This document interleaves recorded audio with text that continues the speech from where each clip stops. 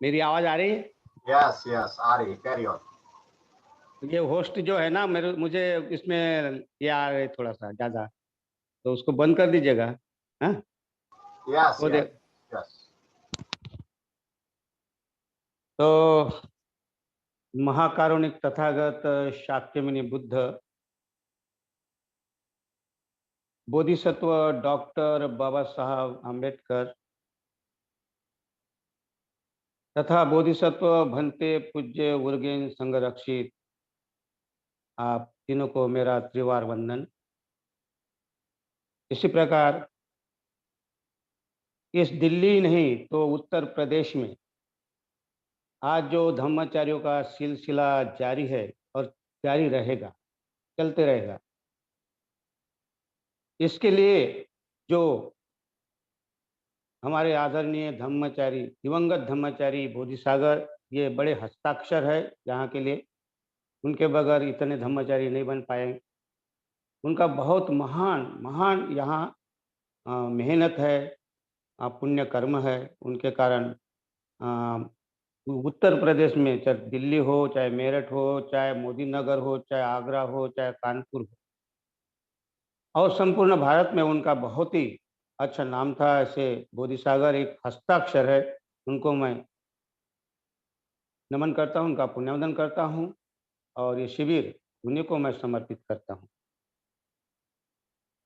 आज के जो इस शिविर के संचालन करता आदरणीय धर्माचार्य बोधि प्रकाश, बहुत ही मधुर शब्दों में वो संचालन कर रहे हैं। उनका मैं धन्यवाद देता हूँ, पुण्यवंदन करता हूँ। और इसी साथ आज की जो पूजा और ध्यान जिन्होंने नेतृत्व किया, ऐसे मास्टर जैन प्रज्ञा रश्मि, जिन्होंने अपनी रश्मि फैलाई है, उनका भी मैं बहुत बहुत पुण्यवंदन करता हूँ। और मेरे परिचय के लिए धम्माचारी विमल सिद्धि अमरावती, उनका बहुत बहुत धन्यवाद देता हूँ। उन्होंने बहुत ही अच्छा मेरा परिचय दिया है। और स्वागत के लिए आदरणीय धम्म मित्र शिवराज गौतम, आपका, और धम्म मित्र ओमवीर सिंह, इन दोनों ने फूलों से मेरा स्वागत किया है। वो फूल की सुगंध अभी भी मेरे इर्द गिर्द है। उनका भी मैं पुण्यवंदन करता हूँ। और बहुत ही सुंदर अच्छा उन्होंने आज के दिन महाट के 14 साल पर बाबा साहब ने आज जो आचमन किया था पानी तालाब का, वो आज का दिन था। बहुत ही महत्वपूर्ण दिन है। उसकी भी याद बोधि प्रकाश जी ने दिलाई, और गंभीर सिंह ने बहुत ही अच्छा बाबा की एक गीत हमारे सामने रखा। उनका मैं बहुत बहुत धन्यवाद देता हूँ दोबारा। और फिर होस्ट धम्माचारी बोधि प्रकाश, ये जो है ये खाली संचालन नहीं कर रहे, तो संपूर्ण जो ये शिविर का जो भार है, आज ये 9वां शिविर है। और लगातार 22 जून से ये कार्य चल रहा, मेडिटेशन ध्यान शिविर का, और शिविर आयोजित करने का उनके पीछे जो भूमिका है, होस्ट का जो कार्य कर रहा है ऑनलाइन में, ये बहुत महत्वपूर्ण है। सभी के बस की बात नहीं, मेरे बस की बात तो है ही नहीं। तो ऐसे दोबारा मैं उनका बोधि प्रकाश जी का पुण्यवंदन करता हूँ। और इस दिल्ली टीम आयोजक का मैं तहे दिल से शुक्रगुजार हूँ, पुण्यवंदन करता हूँ। और आज के इस प्रवचन को मैं शुरू करने जा रहा हूँ। तो हमारा विषय है धम्म, अधर्म, सद्धर्म, सद्धम्म। तो इस विषय को लेने के पहले इस विषय को हम लेने जा रहे हैं। और ये शिक्षा किनकी है? जया सनगता वीरा जेत्वा मारंग सवाहिनी, चतुसच्चा मतर संग ये पीवी सुनरा सभा। जया सनगता वीरा जेत्वा मारंग सवाहिनी, कि बोधि वृक्ष के नीचे वज्रासन पर बैठकर दल बल सहित आए हुए मार को परास्त कर चार आर्य सत्य का जिन्होंने रसपान किया है, ऐसे बुद्ध की शिक्षा हम देखने वाले हैं। इनकी शिक्षा देखने वाले हैं हम। तनहंकरादयो बुद्धा अट्ठविंशति नायका सब पत्ति ठासी तुह्यंग मत्थ केते मुनीसरा, कि जिनके मस्तिष्क में कन्हंकर, मेधंकर, शरणंकर, दीपंकर, कौंडिन्य, सुमन, मंगल, रेवत, शोभित, अनोमदर्शी, प्रकुसंद, कोनागमन, कश्यप जैसे ऐसे 28 बुद्ध जिनके मस्तिष्क में विराजमान थे, ऐसे बुद्ध की हम शिक्षा देखने वाले। इनकी शिक्षा देखने वाले हम। तिरुपति चित्ताच बुद्धा धम्मोच तव लोचने, संघोपति चित्तोच तुह्यं पूरे सब गुना करो, कि जिनके सिर में बुद्ध और आंखों में धम्म तथा हृदय में संघ हमेशा विराजमान रहता था, ऐसे बुद्ध की शिक्षा हम देखने वाले। इनकी शिक्षा देखने वाले हैं।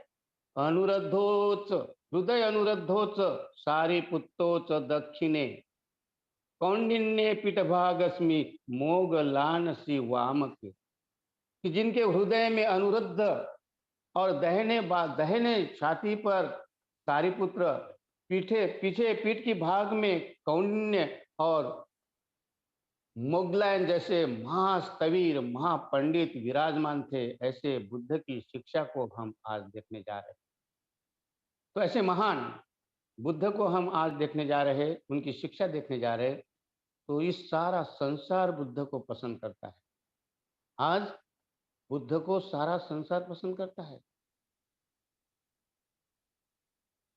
बुद्ध को कौंडिन्य ने पहले कौंडिन्य है जिन्होंने बुद्ध को पसंद किया था, और फिर उसके बाद सिलसिला चालू। फिर उसके बाद में यश नाम के एक बहुत ही श्रेष्ठ पुत्र, उन्होंने बुद्ध को पसंद किया और वो अरहत हो गए।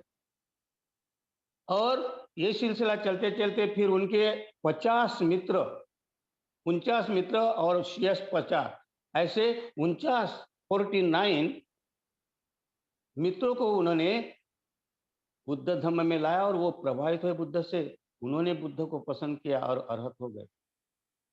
60 भिक्षुओं को लेकर बुद्ध गृधकुट पर्वत पर जाकर 60 भिक्षुओं को राजगृह के गृधकुट पर्वत पर जाकर उन्हें बोधिसत्व ज्ञान क्या है यह समझाया। और वहां से बुद्ध ने कहा कि चरत भिक्खवे चारिकं बहुजन हिताय बहुजन सुखाय लोकानुकंपाय अथाय हिताय सुखाय देव मनुष्कानं मा एके द्वे अगमितं देश ते भिक्खवे धम्मं आदि कल्याणं मज्ज कल्याणं पर्यसं कल्याणं साथ संभव व्यंजनं केवल परिपूर्णं परिशुद्धं ब्रह्मचर्यं प्रकाशित। बुद्ध ने यह संदेश दिया कि भिक्षु अब सक्षम हो गए हो, आप एक रास्ते में 2 लोग मत जाओ, एक ही जाओ और धम्म का प्रचार करो और धम्म का प्रकाश फैलाओ सारे विश्व में। इस प्रकार बुद्ध ने आदेश दिया। यहाँ से बोधिसत्व ज्ञान की शिक्षा शुरू हुई। तो उन 60 भिक्षुओं ने बुद्ध को पसंद किया और फिर सिलसिला चलते रहा। फिर महाकश्यप ने बुद्ध को पसंद किया। महाकश्यप, इसको अद्वैय वज्र कहा जाता है, इसको अवधूतिपात कहा जाता है। रिद्धि सिद्धि में बहुत ही आगे थे ये, इसके बावजूद भी बुद्ध उनको पसंद आए। और ऐसा इतिहास में पहला प्रसंग है कि महाकश्यप ने अपना चिवर बुद्ध को दे दिया और बुद्ध ने अपना चिवर महाकश्यप को दिया। कितना ममता, कितना दोनों का स्नेह एक दूसरे के प्रति, क्योंकि महाकश्यप बहुत बहुत पसंद करते थे बुद्ध को। हालांकि बुद्ध से महाकश्यप उम्र में बड़े थे, लेकिन ज्ञान से, बुद्धत्व से आगे थे, इसीलिए महाकश्यप भी पसंद करते। फिर सिलसिला चलते चलते बहुत से भिक्षुओं का, स्तव्यों का सिलसिला चलते रहा और फिर आ गए सारिपुत्र। सारिपुत्र तो एक गाथा से ही इतने प्रभावित हुए। जो पंचवर्गीय भिक्षु में अश्वजित नाम के एक जो भिक्षु थे पंचवर्गीय में, वो जब भिक्षाटन कर रहे थे, पिंडदान ले रहे थे, तो उनका जो चेहरा देखकर, उनका फेस देखकर, उसका मुखमंडल देखकर सारिपुत्र प्रसन्न हुए, उनके पीछे लगे और उन्होंने फिर ऐसा समय देखकर उनको पूछा कि हे मित्र, आपको ऐसा कौन सा राज्य मिला है, कौन सा राष्ट्र आपने प्राप्त किया है, कौन आपके गुरु है? हाँ, मैं बहुत प्रभावित हूँ। तब उन्होंने जो गाथा कही, एक गाथा कि मित्र, मैं अभी नया नया प्रवचित हुआ हूँ और मेरे गुरु महाश्रमण गौतम बुद्ध है और उनके धम्म का सार, उनकी शिक्षा का सार मैं आपको बताता हूँ। मैं तो नया हूँ, ज्यादा नहीं बता पाऊंगा। तो सार जो बताया, वो सार को, वो धम्म के सार को, उस शिक्षा को देखकर वहां से ही सारिपुत्र प्रभावित हुआ। हे, ये धम्मा हेतु पभवा, तेसंग हेतु तथागत आह। क्या कहते? ये धम्मा हेतु पभवा, तेसंग हेतु तथागत आह। तेसंच यो निरोधो एवं वादी महासमनो। क्या संदेश था ये? कि उन्होंने कहा कि जो भी संसार में वस्तु, जो भी वस्तु है, वो सकारण निर्माण होती, उत्पन्न होती है और सकारण वो नष्ट होती है। कारण सहित नष्ट होती है और कारण सहित उत्पन्न होती है। और यही महाश्रमण तथागत शाक्यमुनि बुद्ध का संदेश है, शिक्षा का सार है और उनका मैं शिष्य हूं। ये शब्द सुनकर कि ये संसार में, हाँ, कितना बड़ा विद्वान हो, सारिपुत्र कितना बड़ा विद्वान, कि वो खाली सार, ये दो लाइनें सुनकर ऐसा लगा कि अब मुझे मिल गया। और अपने मित्र मौद लाइन को बताकर दोनों बुद्ध के तरफ जाते हैं और वो बुद्ध पसंद आते हैं। तो सारिपुत्र ने पसंद किया और फिर सिलसिला चलते रहा। फिर उर्वेल कश्यप, नदी कश्यप, गया कश्यप, तीनों बंधुओं ने बुद्ध को पसंद किया और उसके बाद ये सिलसिला चलते चलते फिर हम देखते, रट्ठपाल हो, चाहे वो महाकात्यायन हो, चाहे वो अम, अ, महाकात्यायन, महापंथक, चूलपंथक, ऐसे बहुत से भिक्षु स्थविर बुद्ध के पसंद करने लगे और अर्हत प्राप्त करने लगे। भिक्षु ही आगे नहीं थे, भिक्षु न्याय भी बहुत बहुत आगे थी। भिक्षुनियां भी बुद्ध को पसंद करने लगी थी, जैसे कि पटाचारा, किसा गौतमी, धम्मदीना, उत्पल वर्णा जैसी भिक्षुनियां। उत्पल वर्णा भिक्षुनी, इसको बुद्ध ने उपाधि दी थी महाप्रज्ञा।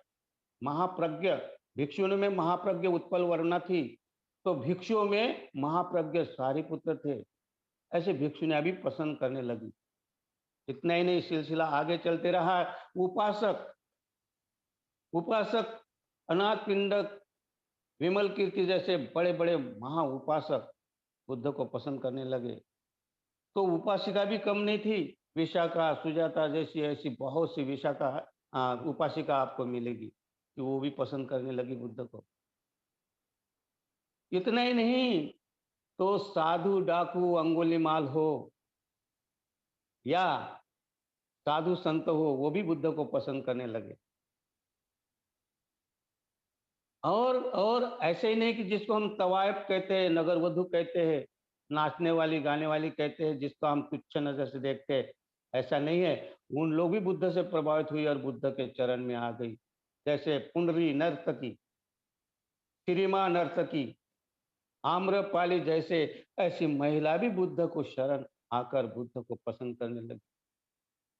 यही सिलसिला नहीं समाप्त होता है कि उस समय साधु सन्यासी के नाम से अगर हम कहते हैं, तो उस समय 62 संप्रदाय थे और 62 संप्रदाय में से 61 संप्रदाय के सारे बुद्ध की तरफ आकर्षित हुए, बुद्ध की तरफ दौड़कर आए, बुद्ध के शरण में आए और बुद्ध को पसंद करने लगे। ऐसी बुद्ध की पसंद, और धीरे धीरे ये पसंद खाली उपासक भिक्षुनी तक नहीं थी, तो राजा महाराजा भी उनको पसंद करने लगे। राजा बिंबिसार बुद्ध को बहुत पसंद करते थे। राजा प्रसेनजीत बुद्ध को बहुत पसंद करते थे।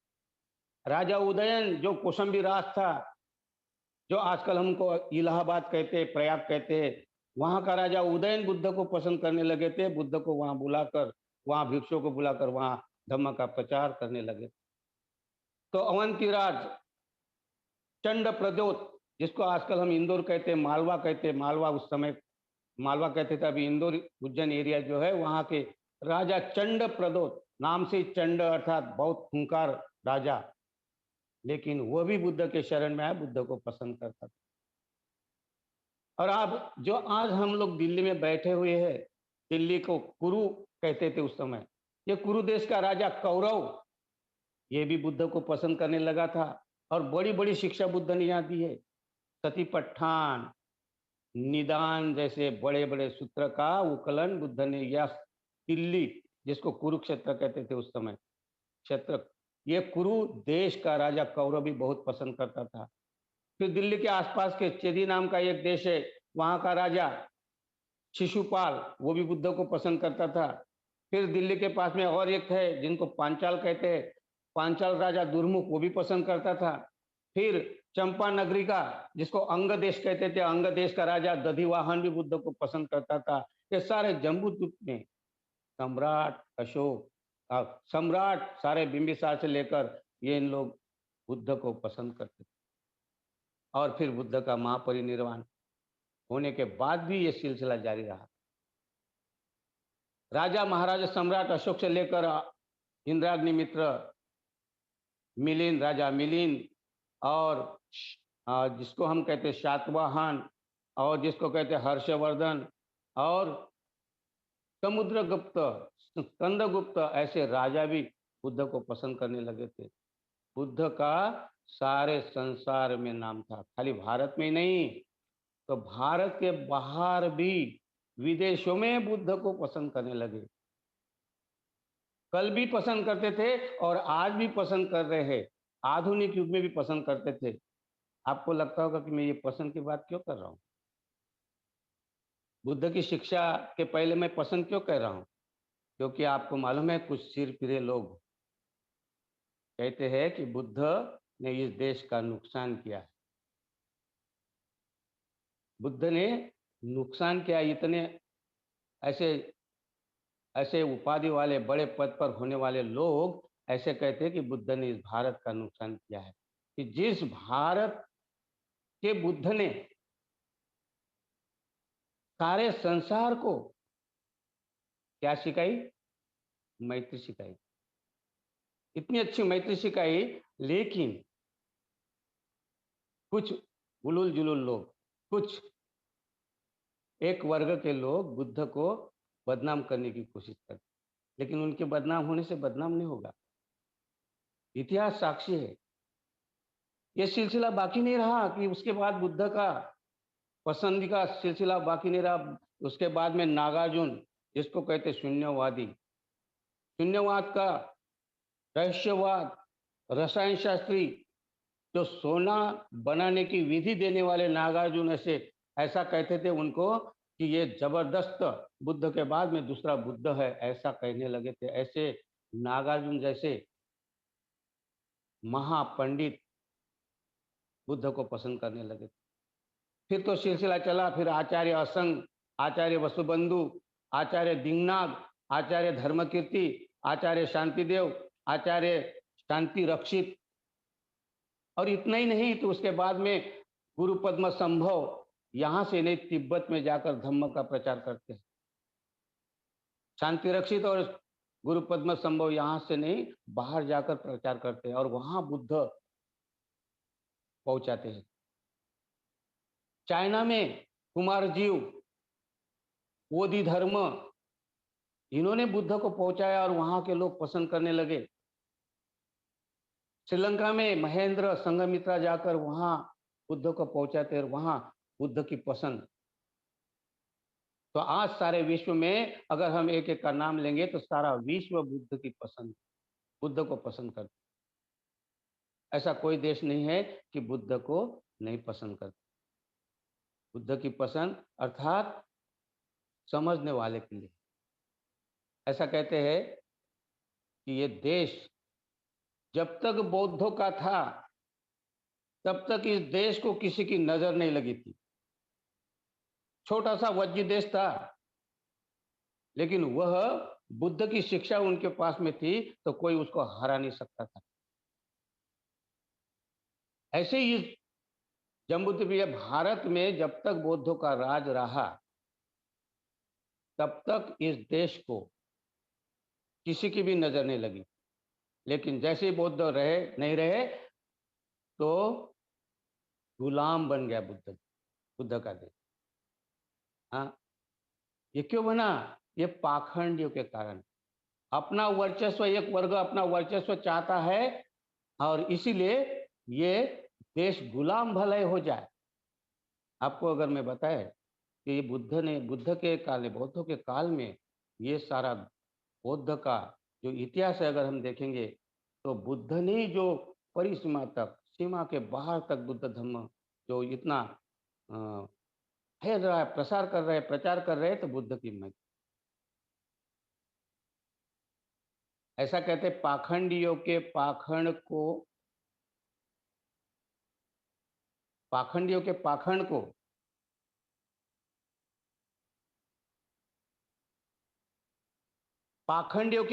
को आफत की पुड़िया कहते हैं। पाखंडियों के पाखंड को आफत की पुड़िया कहते हैं और बुद्ध के मैत्री को विकास की सीढ़ियां कहते हैं।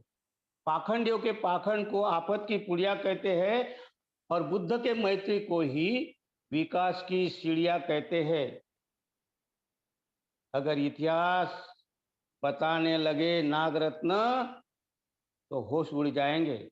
अगर इतिहास बताने लगे नागरत्न तो होश उड़ जाएंगे, क्योंकि बौद्धों के शासन में ही इस देश को सोने की चिड़िया कहते हैं। सोने की चिड़िया कहते हैं। तो सोने की चिड़िया किसने दिखाया? बौद्ध। सम्राट हर्षवर्धन हो या समुद्रगुप्त हो या स्कंदगुप्त हो, इन लोगों ने बौद्ध धर्म को और आगे बढ़ाया था और इस देश को सोने की चिड़िया का खिताब दिलाया था। बौद्धों के शासन में ये सब कुछ मिला, लेकिन क्या करेंगे? कुछ नुकसान पहुंचाने वाले आपस में झगड़ा लगाते। इसीलिए हमें यहाँ समझ आना चाहिए, हमें समझ, बौद्धों को हमें यहाँ समझना चाहिए कि इनके झगड़े में हमें, उनको लगता होगा कि इनको उकसा दिया जाए और फिर उनको जेल में डाला जाए, क्योंकि इन लोग अगर कौम आगे आ जाएगी तो उनको जेल में डालो, है ना। इसीलिए वो इधर उधर किसी ना किसी को हमारे खिलाफ भड़काने की कोशिश करते हैं। अब ऐसा ही एक वायरल यादव जी के नाम का निकल गया, बाबा साहब को गाली देने लगा, हम लोग को गाली देने लगा शूद्र करके। और वो शूद्र कौन है? अगर यादव जी है तो उनको, अखिलेश यादव जी को पूछना चाहिए कि उनकी कुर्सी साफ कर दी थी, धो दी थी, तो वो भी तो शूद्र है। लेकिन ये आपस में, ताकि यादव जी बोले, उनको किसी पीछे काम कर रहा है उनको भड़काने का, और वो यादव जी बोले और हम लोग उनके साथ झगड़ा करें, ऐसा नहीं होता है। इसीलिए हमें सावधान रहना चाहिए। अरे हम लोग तो बौद्ध है, ज्ञान की तलवार से हम इंसाफ करते हैं, ज्ञान की तलवार से हम इंसाफ करते हैं और त्रिशरण पंचशील से दिल को साफ करते हैं। ज्ञान की तलवार से हम इंसाफ करते हैं और त्रिशरण पंचशील से हम दिल को साफ करते हैं। हम जय भीम वाले मैत्री के पुजारी है प्रथमा। हम जय भीम वाले मैत्री के पुजारी है प्रथमा, क्योंकि हम दुश्मन को भी माफ करते। तो हमें माफ करना आता है। हम अगर माफ करेंगे, हम बौद्ध है। इसलिए बुद्ध में एक गाथा आती है धम्मपद में, दंतं नयंती समिति, बड़ा सुंदर गाथा है। बुद्ध ने ये जो धम्मपद में गाथा कही है, कहते हैं दंतं नयंती समिति, दंतं राजाभिरुहति, दंतो सेठो मनुष्येषु योति वाक्यं तितिक्षति। बहुत सुंदर गाता है। इसमें दो शब्द बड़े महत्वपूर्ण है। एक तो दंत, दंत माने क्या है? दंतं नयंती समिति, दंतं माने दमन करना, दंत माने शांत करना, दंत माने शमन करना। ये दंत शब्द बहुत बड़ा आ जाएगा, इसमें बहुत बार आता है धम्मपद में या कोई भी बुद्ध की शिक्षा में। तो दंत का अर्थ क्या होता है? दमन करना, और दमन करना माने दबाना नहीं होता। हमें बुद्ध धर्म के कुछ शब्द ऐसे हैं कि वो समझना चाहिए। हम अगर त्रिरत्न वंदना में कहते हैं कि पुरुष दम्म सारथी, दो शब्द आते, दम दम्म, दो प्रकार के शब्द आते हैं। कभी कभी वो जो सेंटेंस जो होता है उसके हिसाब से उसका अर्थ होता है। जैसे दम माने वीर्य होता है और दम माने शांत करना होता है। तो यहाँ जो है दंत शमन करना, दमन करना, दमन करना का अर्थ क्या होता है? हेलो, दमन करना, आवाज आ रही? हेलो, आवाज यस आ रही है? यस, आ रही है। आ दमन रही करना, आ रही। Okay okay. दमन करना का अर्थ होता है, दमन शब्द दबाना नहीं होता, ध्यान रखिएगा। बौद्धों के लिए ये बहुत ही अच्छी पाली शब्द है। दमन का अर्थ होता है प्रशिक्षित होना, प्रशिक्षित होना। दमन करना मैंने प्रशिक्षित करना। तो दमन करना मैंने दबाना नहीं होता, ये ध्यान में रखिए। इसलिए क्या कहते हैं, दंतं नयंती समिति। दंतंग माने प्रशिक्षित करना, और उसमें भी और ज्यादा दूर अगर और भी बुद्ध पाली भाषा, बुद्ध में, बुद्ध के और नजदीक जाना जाते शुद्ध शब्द में, तो उसको कहते हैं अनुशासित होना, अनुशासित होना। इसीलिए तो बुद्ध के शब्दों में आप देखेंगे बुद्धानंग एतं बुद्धानंग शासनंग कहते हैं हम। तो वो अनुशासन सिखाते बुद्ध, अर्थात प्रशिक्षित होना, दमन करना। दंतं नयंती समिति, दंतं राजाभिरुहति, अर्थात राजा भी रुहती, रुहती में सवार होना। तो उस समय हाथी को, ये नागवज्ञ की गाथा है, हाथी को प्रशिक्षित करते थे और उसके बाद में उसको युद्ध में ले जाते थे। और हाथी इतना उसको निपुण रहता था कि वो उसके वार सहन करता था, अपने राजा को बचाता था। इसीलिए ये गाथा यहाँ कहती कि जिस प्रकार प्रशिक्षित हाथी पर राजा सवार होकर युद्ध रण मैदान में जाकर विजय प्राप्त करता है, दंतं नयंती समिति। समिति का अर्थ क्या होता है? समिति माने क्या? समिति, बहुत सारे समिति आपने देखे होंगे, प्रचार समिति, शिक्षा समिति। बोधि प्रकाश जी, किसी का एक दो लोग हाथ ऊपर उठाए, बोलना, कोई बताएंगे समिति का अर्थ मुझे? एक दो लोग बता दीजिएगा, समिति माने क्या होता है, बता सकते हैं? समिति आम भाषा में संगठन कहा समिति, जाता है, संगठन। समिति, समिति। हाँ, संगठन कहा जाता है आम भाषा में। अच्छा अच्छा। तो यहाँ बुद्ध ने क्या कहा? दंतं नयंती समिति। समिति का अर्थ होता है युद्ध भूमि, रणांगन। समिति का मतलब होता है, और एक प्रकार की रणभूमि होती है। हम समिति लिखते हैं ना, वो रणभूमि तो एक प्रकार का उनको संघर्ष करना पड़ता है। तो यहाँ बुद्ध क्या कहते हैं? दंतं नयंती समिति, अर्थात रणभूमि में, युद्ध भूमि में जब राजा हाथी, प्रशिक्षित हाथी पर सवार होकर विजय प्राप्त करता है, उसी प्रकार दंतो सेठो मनुष्यसु योति वाक्यं तिथिकति, अर्थात तिथिकति माने सहन करना, और अतिवाक्य, योति वाक्य, योति ये जो उनका जो ये होता है व्याकरण के दृष्टि से योति होता है उसमें, लेकिन अतिवाक्य है। अतिवाक्य का अर्थ होता है कटु वचन बोलना, उतार कर बोलना, ऐसा उतार कर बोलना कि आदमी गुस्सा में आ जाकर मारपीट कर देता है। हमने उसको कहते हैं कि बहुत ही बड़ा शब्द है कटु शब्द, अतिवाक्य। तो यहाँ बुद्ध क्या कहते हैं कि जो जिस प्रकार राजा को वो हाथी विजय दिलाता है, वो वहां के वार सहन करता है, अपने ऊपर झेलता है, लेकिन राजा को बचाते रहता है। इसी प्रकार वही श्रेष्ठ मनुष्य है कि जो कटु वचन को सहन करता है। जो कटु वचन को सहन करता है वही श्रेष्ठ मनुष्य है, जो अपने आप को शांत करता है।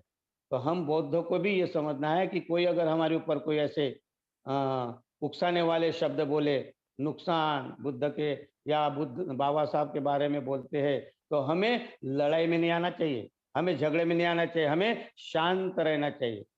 हाँ, कितना भी अगर सुंदरी नाम की एक नर्तकी थी, एक तवायफ थी, और उस तवायफ को तैयार करके दुश्मनों ने बुद्ध के समय में उनके वहां जाने के लिए कहा और उनको मर्डर कर दिया। और फिर ये कहा कि बुद्ध के शिष्यों ने इनके साथ गलत व्यवहार किया, हाँ, और उसको मार डाला। तो इस प्रकार का प्रचार किया ताकि उनका हुक्का पानी बंद हो गया था, उनकी दुकानें बंद हो गई थी, इसीलिए बुद्ध के ऊपर आरोप लिया था। जब शिष्य जाते थे बुद्ध को बोले दूसरे नगर में जाएंगे भगवान, यहाँ बहुत हमें ताने मारते हैं, बहुत सारे लोग ताने मारते हैं, यहाँ हमें भिक्षा नहीं मिल रही है। तो बुद्ध बोले कोई बात नहीं, एक हफ्ते में ठीक हो जाएगा, चिंता मत करो, आप खाली सहन करते रहो। और सहन करते रहे, और एक हफ्ते में उन्हीं शराब पीकर अनाप शनाप शराब पिए और एक दूसरे को बोलने लगे, और जो राज था वो उन्होंने उगल दिया, और फिर राजा ने उनको शिक्षा दी। इस प्रकार हमें भी कोई अगर हमें नुकसान बोलता है कितना, क्योंकि इनको तो मालूम है लड़वाने का काम करते, हम उनके बातों में नहीं आना है और हमें लड़ाई नहीं करना है।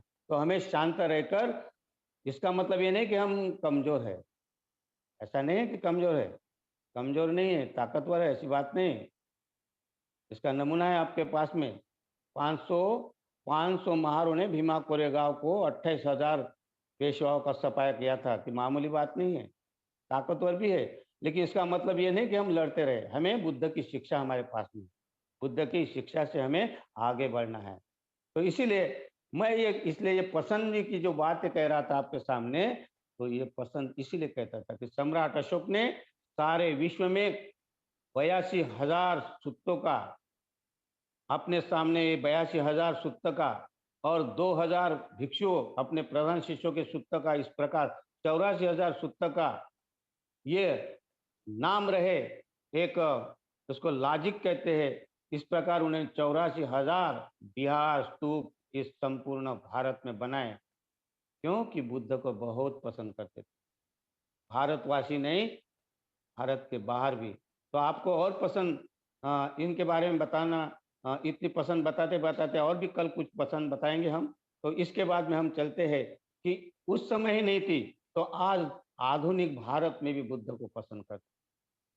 जब आज से 5 साल पहले या 5-10 साल के अंदर की बात है कि जेनेवा में एक बहुत बड़ा सम्मेलन हुआ था, और उस सम्मेलन में इसलिए क्या ये सम्मेलन हुआ था, विद्वानों का, चिंतकों का था, ये जो चिंतनशील लोग थे, ऐसे लोगों का सम्मेलन था, विद्वानों का सम्मेलन था। और उसमें ये चर्चा थी कि इस देश, इस विश्व को कैसा बचाया जाए, क्योंकि बहुत से ऐसे देश है बम, अणुबम, परमाणु बम बना रहे, अगर एक बम अगर डाल दिया जाए तो सारा विश्व समाप्त हो सकता है।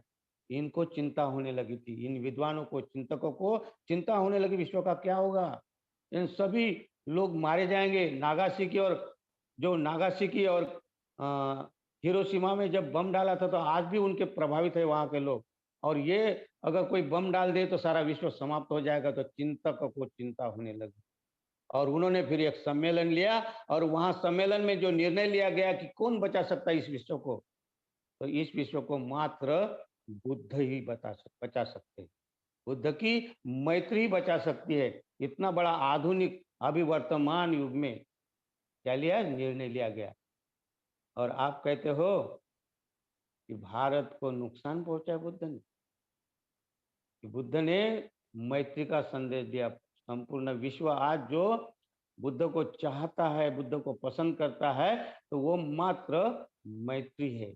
बुद्ध मैत्री देते, नहीं वेरे न वेरानी समन्ति द कुदाचनम, अवेरेन समन्ति ये धम्मो सनातनो, ये सनातन नियम है, सनातन धर्म नहीं, सनातन तत्व है, ये मैत्री तत्व है। अवैर, मैत्री से ही वैर को जीत सकते हैं, मैत्री को ही दुश्मनी खत्म हो सकती है। बुद्ध का ये संदेश है, और ये सारे विश्व ने अपनाया है। तो आए हम कुछ ऐसे आधुनिक विचारों की बात करते हैं, और इनकी पसंद बताते हैं आपके सामने।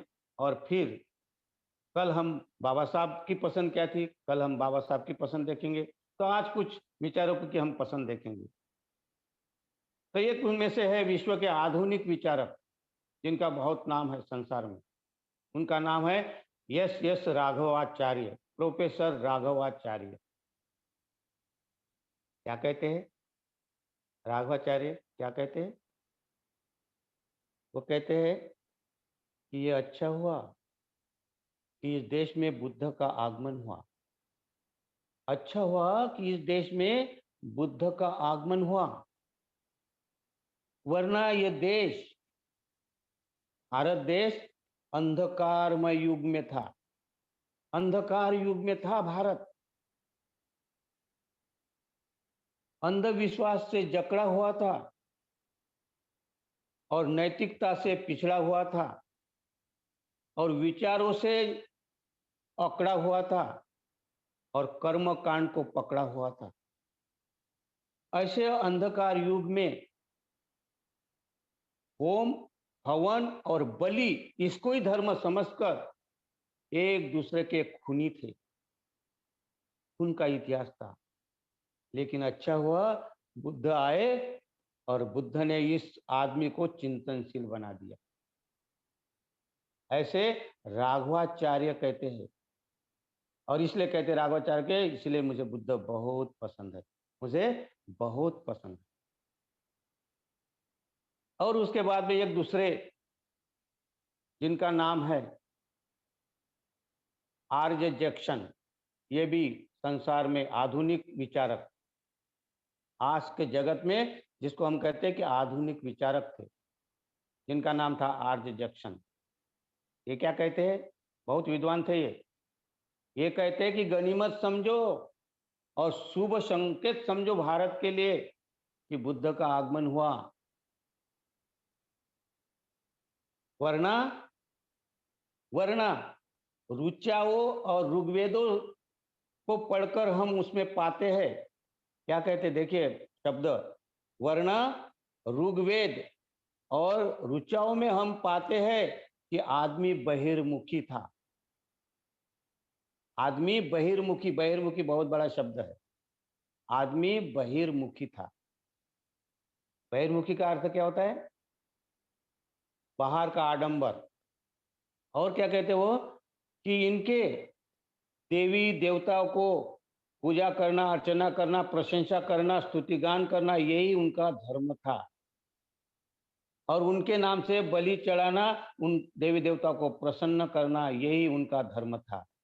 लेकिन अच्छा हुआ कि बुद्ध आए और बुद्ध ने आदमी के अंदर का जो सामर्थ्य छिपा हुआ था उसकी ओर लोगों को आकर्षित किया।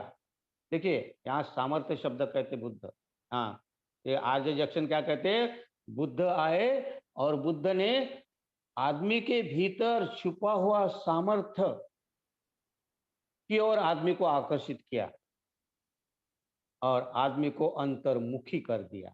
अंतर्मुखी और बहिर्मुखी शब्द बड़े महत्वपूर्ण है। और आगे कहते हैं कि आदमी को अंतर्मुख कर दिया, और आगे कहते हैं कि बुद्ध ने चित्त को सही रास्ते पर लाने की शिक्षा दी। और ये पहले बुद्ध है, ऐसा कहते हो, पहले बुद्ध है ये कि जिन्होंने चित्त चित्त को सही रास्ते पर लाने की शिक्षा दी। अर्थात आर्य जैक्सन यहाँ क्या इशारा करता है, तीन बातें बड़े महत्वपूर्ण कही उन्होंने। एक तो कहते हैं बहिर्मुखी था आदमी, आडंबर में फंसा हुआ था। आडंबर का अर्थ इसके पास माथा टेकना, उसके पास माथा टेकना, कुछ मांगना, बलि देना, हाँ, कर्मकांड के अधीन था। और ऐसा बना के रखा था ठेकेदारों ने, दुकानदारी चलना चाहिए ना। आज भी हम देखते हैं, कल ही नहीं था, आज भी हम देखते हैं, बाबा साहब ने संविधान दिया, संविधान की सहूलत ले रहे, और सहूलत से आज डॉक्टर बन रहे, इंजीनियर बन गए, वकील बन गए, राष्ट्रपति बन गए, लेकिन आज भी वो मंदिर में जाते हैं। हाँ, नौकरी बाबा साहब के उस संविधान से पाते हैं, और नौकरी लगने के बाद पेड़ा मिठाई चढ़ाने के लिए मंदिर में जाते हैं। क्या आज का राष्ट्रपति मंदिर में जाता है, हाँ, कलेक्टर, इंजीनियर, ये जो है आज किसके बदौलत है, लेकिन मंदिर में जाकर क्या है। इसलिए इन लोगों से मेरा कहना है, अरे मेरे शूद्रो, शूद्रो बोलना तो नहीं चाहिए शूद्र, लेकिन क्या करेंगे, बोलना पड़ता है। तो अरे मेरे शूद्रो, अब तो सुधरो, अरे मेरे शूद्रो, अब तो सुधरो, मत जाना उन मंदिरों में, वहां तुम्हें सम्मान नहीं मिलेगा। ए शूद्रो, अब तो सुधरो, मत जाना उन मंदिरों में, वहां तुम्हें सम्मान नहीं मिलेगा। पीटते ही रहोगे हैवानों से, वहां तुम्हें इंसान नहीं मिलेगा। इंसान मिलेगा बुद्ध के दर्शन में नागरत्न। इंसान इंसान मिलेगा तो बुद्ध के दर्शन में नागरत्न, वरना घंटा ही बजाते रहोगे, वहां तुम्हें भीम जैसा विद्वान नहीं मिलेगा। तीन दुर्भाग्य है। और वो तो आर्य जंक्शन कहते हैं उस समय कि आदमी बहिर्मुखी था, लेकिन बुद्ध ने उसको अंतर्मुखी बना दिया। अंतर्मुखी का मतलब ध्यान साधना से लेकर, क्योंकि चित्त को सही रास्ते में लाने की शिक्षा बुद्ध ने दी कहते, तो चित्त को शुद्ध करने के लिए जो रास्ता है वो ध्यान का रास्ता है। हाँ, आरजे जैक्सन इतना बड़ा विचारक बुद्ध की तारीफ कहता है और कहता है कि इसलिए मुझे बुद्ध पसंद है। क्यों पसंद है? कि मैंने बुद्ध को पढ़ा, मैंने भारत का इतिहास पढ़ा और मैंने संसार का इतिहास पढ़ा। कितनी बड़ी बात कहते हैं आरजे जंक्शन। तो ये दो बातें, और तीसरी बात उन्होंने कहा है सामर्थ्य, जो भीतर सामर्थ्य छुपा हुआ है। क्या कहते? बुद्ध, पहले बुद्ध है कि बुद्ध ने आदमी के भीतर जो सामर्थ्य छिपा हुआ है उसकी ओर आकर्षित किया। तो सामर्थ्य का अर्थ होता है वीर्य, सम्यक वीर्य।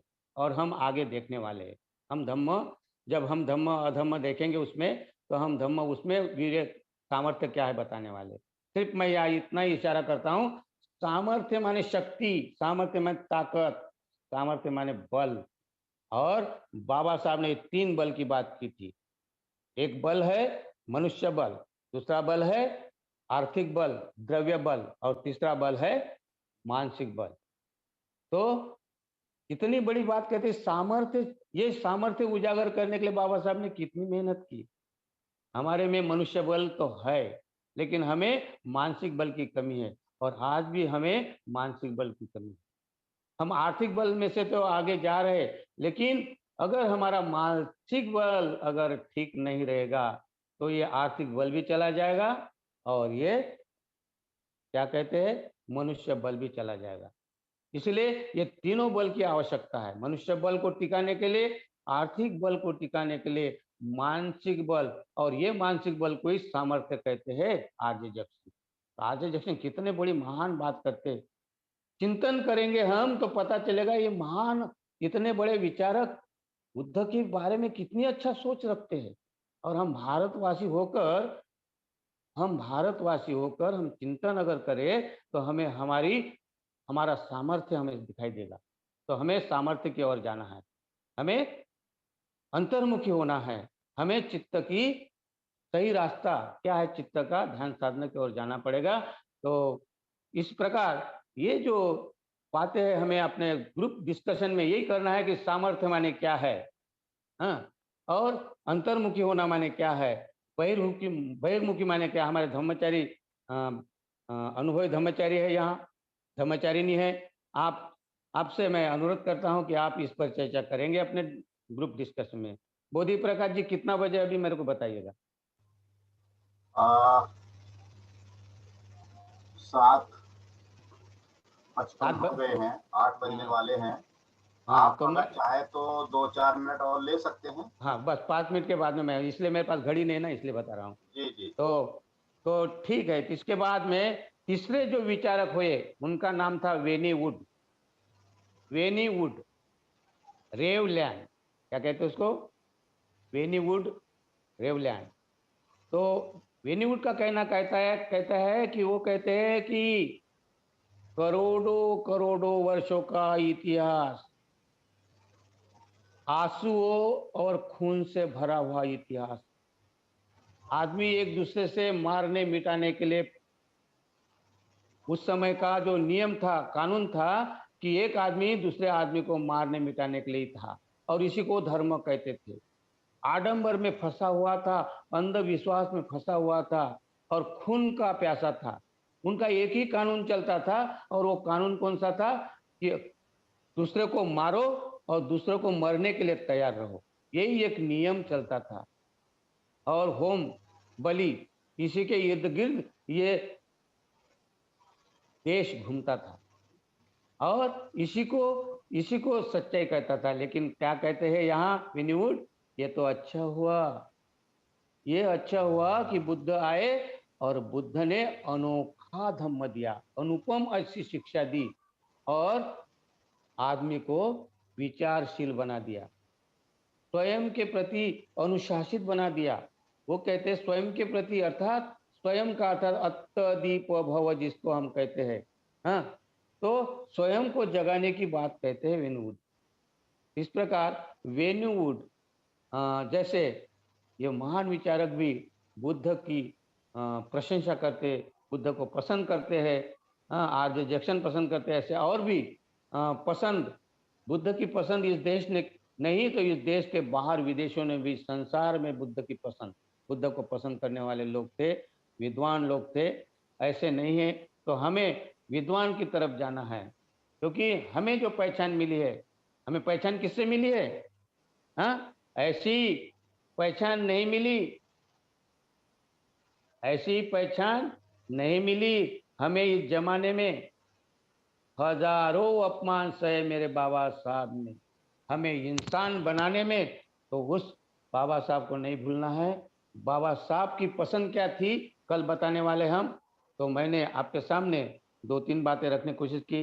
बुद्ध कैसे पसंद आते थे, और बुद्ध को किसने किसने पसंद किया, सारे दुनिया ने पसंद किया, राजा से, उपासक से, भिक्षुओं से, इतने ही नहीं, तो तवायफ, नगर वधु, नर्तकियों से, उपासक उपासिका से, साधु डाकुओं से पसंद किया, अंगुलीमाल जैसे लोगों ने भी पसंद किया है। तो इस प्रकार बुद्ध को सारा संसार पसंद करता है, न कि एक वर्ग नापसंद करता है, तो उनकी बात में न जाना है। तो हमें इस पसंद पर भी चर्चा करना है, और हमें सामर्थ्य, अंतर्मुखी, बहिर्मुखी, इसमें ज्यादा ध्यान देना है। तो आपने मेरी जो आज का जो धम्म अधम्म, इसके अंदर जाने के पहले मैंने बुद्ध किसके पसंद थे ये बताने की कोशिश की। आपने बहुत ही अच्छे से सुना है। आपके अंतर्मन को मैं प्रणाम करता हूँ, और आपका सबका अभिनंदन करता हूँ, और यहीं रुकता हूँ। जय हिंद।